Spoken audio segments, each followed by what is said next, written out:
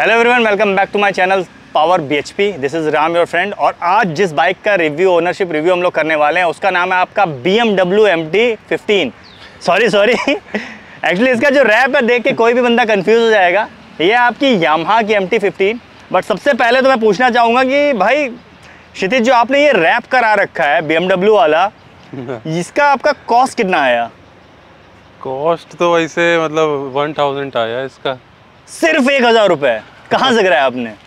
लाल बाग से कराया। तो देख रहे हो आप, 1000 रुपये में आप अपनी यामाहा को BMW में कन्वर्ट कर सकते हो। और लुक्स मैं कह सकता हूँ कि कहीं से भी ये जो लुक्स हैं वो मतलब ऐसा नहीं लग रहा है कि ज़बरदस्ती थोपा गया है या कुछ किया गया है। काफ़ी ज़्यादा स्टनिंग दिख रही है बाइक। तो चलिए स्टार्ट करते हैं ओनरशिप रिव्यू। तो पहले तो मैं ये जानना चाहूँगा कि ये जो बाइक आपने कितना चला लिया है, एक बार मीटर ऑन करके देख लेते हैं। 4000 समथिंग कुछ लिए शायद। 4000? हाँ, एक मिनट। 5698, यानी 5700 के आसपास आपने इसको चला चुका है। तो 5000 चला दिया, मतलब 2 सर्विस तो हो ही गई होंगी इसकी कैसे भी करके। 3 हो गई। 3 हो गई हैं। तो सबसे पहला क्वेश्चन तो मेरा ये है कि आपने MT को क्यों चुना? क्योंकि जिस आपकी MT को लिए हुए कितना टाइम हो गया? मुझे लगता है 1 साल। अब इसे 17 अक्टूबर को 1 ईयर हो जाएंगे। 1 साल 17 तारीख को आपका हो जाएगा। तो 1 साल हुआ है। उस टाइम पे मार्केट में आपकी NS भी अवेलेबल थी, आपकी N250 जो आई हुई थी वो भी अवेलेबल थी। इसके अलावा और भी जैसे आपकी ड्यूक हो गई, बाकी काफ़ी ज़्यादा नेकेड बाइक्स जो थी वो अवेलेबल थी। तो आपने MT को ही क्यों चुना? और NS को कहें तो NS हम पहले चला चुके। इससे पहली बाइक NS थी BS6। और ड्यूक का इतना इंटरेस्ट नहीं, ऊपर से इसमें मतलब 200 सीसी के आसपास का पावर इसमें मिल जाता है 155 सीसी में। तो जितने हिसाब से दाम है इसका, उस हिसाब से बहुत अच्छी परफॉर्मेंस रहती है। कोई एक चीज़ बताइए जिसकी वजह से आपने चुना कि मुझे यही बाइक लेनी है? मेन तो लुक ही है इसका। लुक की वजह से, मेन आपका जो इसके लुक्स है MT के, उसकी वजह से आपने चुना। तो देखो आप लोग ने, लुक्स कितना ज़्यादा इंपॉर्टेंट होता है। कहीं ना कहीं MT की जो पावर है बाकी बाइक से थोड़ी सी कम है, फिर भी लुक की वजह से आपने इसको प्रेफरेंस दी है। तो जैसा आपने बताया कि इससे पहले आप NS चलाते थे, तो क्या डिफरेंस आपको लगता है? आपने NS चलाया हुआ, उसमें 200 सीसी की बाइक है, पावर भी ज़्यादा है, लेकिन बजाज की बाइक है, कहीं ना कहीं रिफाइनमेंट मुझे लगता है इससे अच्छा नहीं है, रिफाइनमेंट में ये ज़्यादा बेटर होगी। तो क्या डिफरेंस आपको फील हुआ? मतलब NS चलाते थे, पावर तो मतलब थोड़ा इससे ज़्यादा साइड सी बात महसूस तो होती ही थी, लेकिन अब बाकी आई इसकी लुक की बात, तो NS से लुक भी इसका अच्छा है। और पावर तो मतलब इतना ज़्यादा डिफरेंस नहीं लगा। पिकअप भी इसका भी मतलब अच्छा पिकअप है, उसका भी पिकअप है। टॉप एंड की बात की जाए तो टॉप एंड भी लगभग सिमिलर है। हमें लग रहा है 5 या 10 स्पीड का लगभग अंतर होगा ज़्यादा। मतलब तो उतना ज़्यादा आपको डिफरेंस ऐसे नहीं लगा? हैंडलिंग में हमें कंफर्टेबल ये लगी ज़्यादा। ये ज़्यादा बेटर लगी आपको? हल्की गाड़ी है और वो थोड़ी हैवी हो जाती है, तो इसको स्ट्रीट पे चलाना बहुत आसान है, हाईवे पे भी नॉर्मल। अब लेकिन ये है कि हाईवे पे जाओ तो इसका लाइट वेट की वजह से थोड़ा मतलब वो रहता है कि डिसबैलेंस, अगर बहुत स्पीड में चल रही है तो संभालना ज़्यादा पड़ता है। ये चीज़ें NS को इतना नहीं करना, वो हैवी है थोड़ी। मतलब टॉप एंड में थोड़ा सा आपको लगता है कि हाँ, थोड़ी सी अगर थोड़ी वेटेड होती, थोड़ा और बैलेंस बेटर होता तो अच्छा रहता थोड़ा और। बाकी टायर की बात कर लेते हैं। आगे आपके 100 सेगमेंट के टायर है, पीछे आपके 140 सेगमेंट के टायर है। तो ग्रिपिंग कैसी है इनकी जब आप कॉर्नरिंग करते हो रोड्स पे, या फिर आपके वेट कंडीशन होती है बारिश वारिश में, तो आपको ग्रिपिंग कैसी लगती है? ग्रिपिंग तो बढ़िया है। अभी स्लिप ऐसा तो लगा नहीं कि गाड़ी कभी स्लिप हुई हो। मतलब इंस्टेंट ब्रेक भी हमने मारा है, तो मतलब कॉन्फिडेंस रहते हैं। बारिश के मौसम में उसमें भी मतलब ऐसा कोई दिक्कत नहीं आती बारिश के मौसम में। लाइट्स की बात कर लेते हैं। तो यहाँ पे इन्होंने एक सिंगल प्रोजेक्टर दे रखा है, 2 आपके DRL दे रखे हैं। तो ये प्रोजेक्टर है रात में कैसा परफॉर्म करता है? बहुत अच्छा, काफी अच्छा है। नॉर्मल जो वो हाइलोजन वो बल्ब वाली रहती है उससे तो बहुत बेटर है। मतलब रात में आपको कभी ऐसा लगा नहीं कि इसकी लाइट्स अपग्रेड करने की जरूरत है? ऐसा तो अभी तक तो नहीं लगा। अभी तक नहीं लगा होगा। हाँ, जैसे हाईवे है नॉर्मल, उस पर तो मतलब तेज चाहिए हुई होती है थोड़ा। हाईवे पे कितनी दूर तक थ्रो रहता है इसका? कितना कुछ मीटर्स होगा, हमें लग रहा है 30-40 मीटर।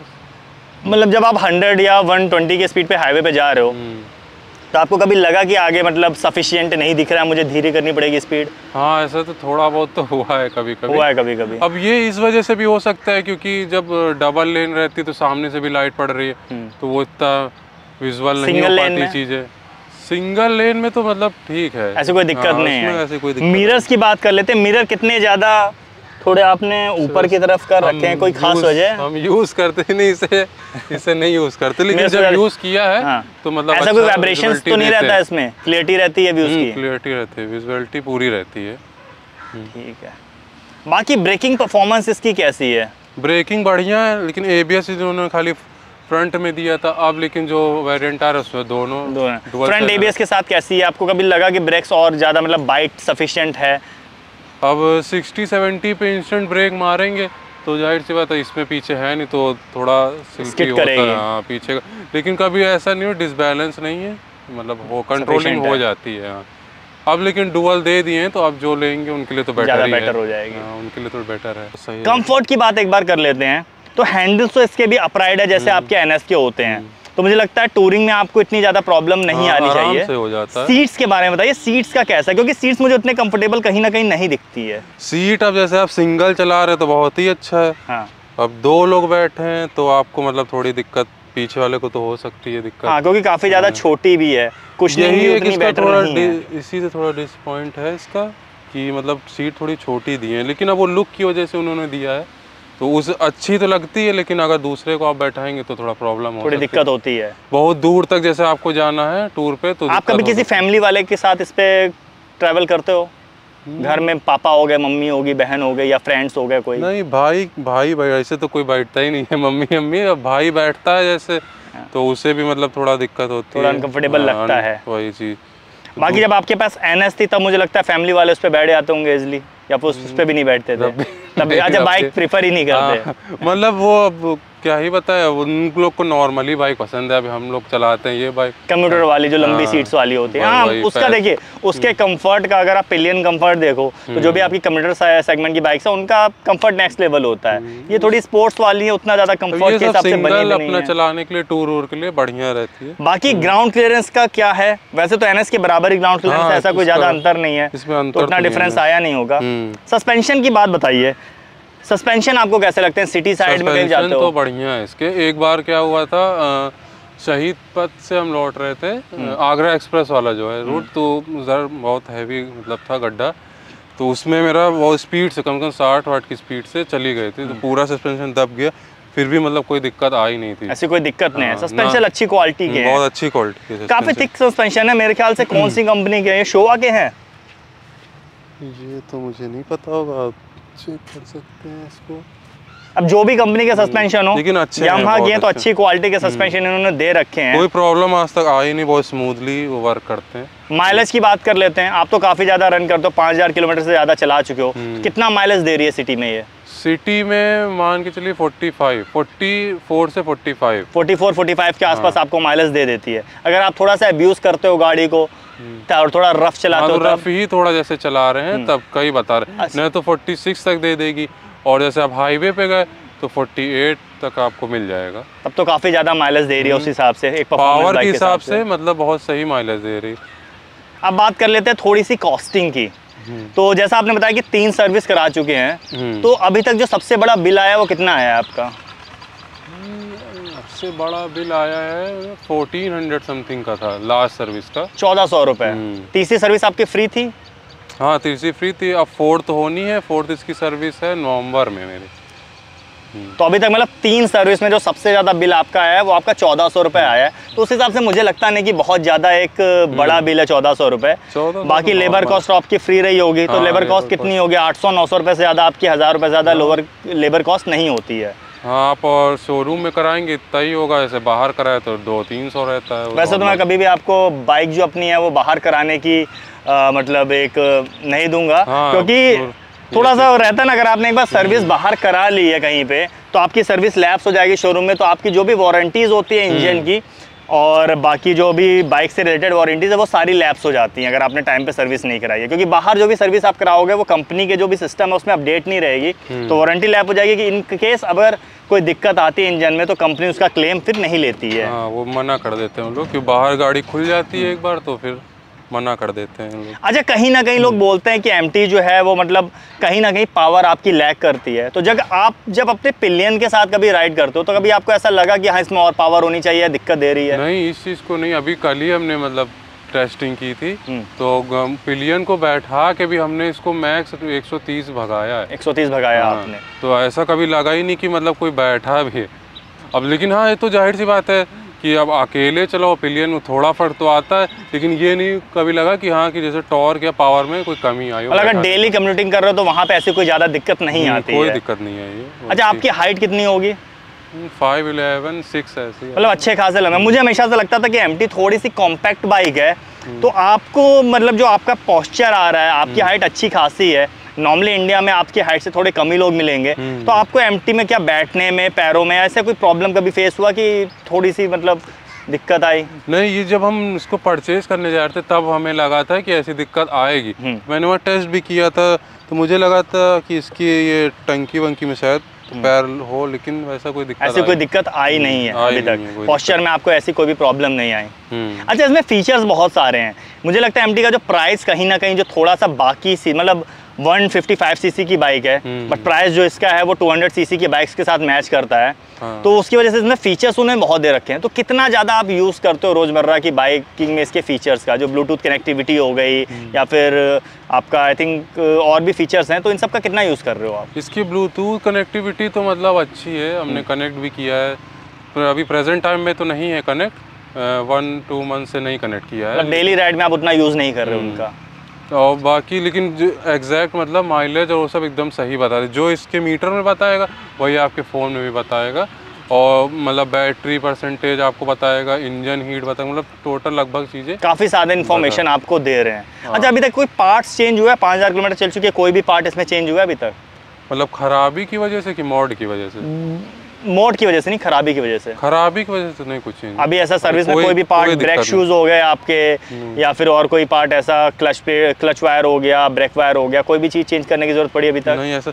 लास्ट सर्विस में मेरी आपसे बात भी हुई थी, तो नहीं, हमें ब्रेक पैड की बात हुई थी। लेकिन ब्रेक पैड हमें लग रहा अभी सही है। अब ये यमाहा में ऐसा क्यों कर रही है हमें नहीं पता। लेकिन आपको कभी ब्रेक मारने में कोई प्रॉब्लम हो रही है? वही चीज़, दिक्कत नहीं हुई है, लेकिन उनका ब्रेक पैड घिस गया है। लेकिन हमने अब बाहर भी एक बार, जो मेरे थोड़े रेगुलर वाले मैकेनिक है, उन्हें चेक करा, कह रहा अभी ब्रेक पैड इसकी 2-3 सर्विस और चल जाएगा। अब ऐसा क्यों बोला ये मुझे नहीं पता। माइट भी वो सर्विस का थोड़ा इंटरनल होता है, वो चीज़ बिल बनाने की वजह से थोड़ा सर्विस सेंटर्स में होता है। सारे सर्विस सेंटर उतने फेयर नहीं होते हैं, कई जगह होते हैं पार्ट्स अगर सही भी होते हैं तो उनको बिल अपना बढ़ाना होता है, तो सोचते हैं कोई पार्ट्स रिप्लेस कर दे तो कहीं से बिल एड ऑन हो जाएगा, तो वो है।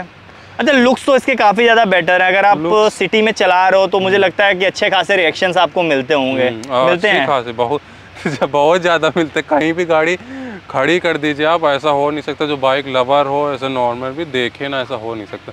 और पलट के देखते जरूर। ऊपर से मॉड भी थोड़ा है तो लोग और देखते हैं।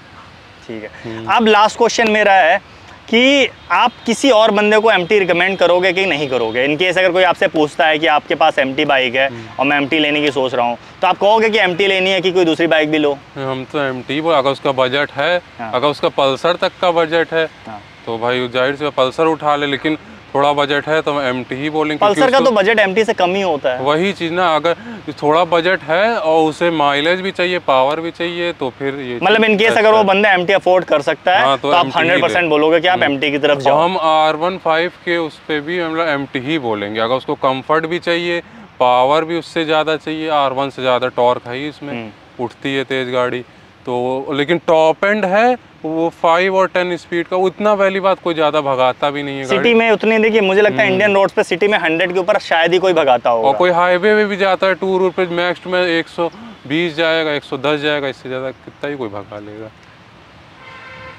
ठीक है क्षितिज, तो जैसा कि आप लोग ने देखा कि जो भी इसके प्लस पॉइंट थे, नेगेटिव पॉइंट थे, वो सारे हमने कवर कर लिए। एक बार एक लास्ट क्वेश्चन पूछ लेते हैं कि अगर आपको लगता है कि इस बाइक में कोई और मॉडिफाई करने की ज़रूरत है, अगर आपको मतलब ऐसा कौन सी ऐसी चीज़ आपको लगती है कि यामाहा कंपनी को इस बाइक में उस चीज़ को इम्प्रूव करना चाहिए? अब इसके इंडिकेटर की बात करें तो वो तो अब उन लोग ने कर दिया है। मेरी तो V2 है, V3 में उन्होंने कर दिया है। और अट्रैक्शन कंट्रोल की कुछ ज़रूरत थी नहीं, वो तो फालतू, वो तो ऐसे ही दे दिया अट्रैक्शन कंट्रोल फालतू का दिया है। और शायद उन्होंने हज़ार्ड का स्विच दिया है कि नहीं, ये हमें कंफर्म नहीं है। आपने तो हज़ार्ड लगा रखा है? हमने तो लगाया है, उन्होंने इस बार शायद आई थिंक हज़ार्ड लाइट भी इस बार शायद दे दिया। आप लोग मुझे कमेंट करके बताइएगा कि नई वाली जो आपकी एमटी आई है उसमें हज़ार्ड लाइट दी गई है कि नहीं दी गई है, ताकि हम लोग को भी एक बार कंफर्म हो जाए। तो मुझे लगता है सीट्स को छोड़ के ऐसी कोई और इसमें चेंजेस करने की ज़रूरत नहीं है। हाँ, सीट को छोड़ के बाकी सब तो ठीक। सीट भी अब जैसे जाहिर सी बात स्पोर्ट्स बाइक कोई लेगा तो 90% लोग अकेले ही चलाने के लिए लेते हैं, तो ठीक ही है। और किसी को जैसे फैमिली के लिए चाहिए तो हाँ सीट के ऊपर उसका डाउट जा सकता है थोड़ा, तब सीट थोड़ी बढ़नी चाहिए, नहीं तो बाकी बेस्ट है। तो चलिए इसी के साथ आज का ये व्लॉग एंड करते हैं। अगर आप लोग चैनल पे नए हो तो चैनल को सब्सक्राइब जरूर कर दीजिएगा। मेरा दूसरा चैनल सोलो ट्रैवलर है, वहाँ पे अगर आपको थोड़ा सा एग्रेसिव कंटेंट देखना है तो आप वहाँ पे जा सकते हो। वहाँ पे मैं बाइक्स का जो भी ड्रैग रेसेस होती है या फिर आपका टॉप स्पीड टेस्ट हो गया या फिर प्रॉपर जो आपका एक रिव्यू होता है कि क्या क्या चीज़ उसमें नहीं, वो सारे कंटेंट मैं वहाँ पे डालता हूँ। बाकी इनका भाई का चैनल, भाई का जो आपका इंस्टाग्राम हैंडल है वो आपका HighRated_KK है। वहाँ पे जाके अगर आप इनसे कोई और क्वेश्चन पूछना चाहते हो MT के बारे में तो सारे क्वेश्चन के जवाब ये देंगे बहुत ही खुशी खुशी। तो इसी के साथ ये ब्लॉग इन करता हूँ। This is Ram signing off.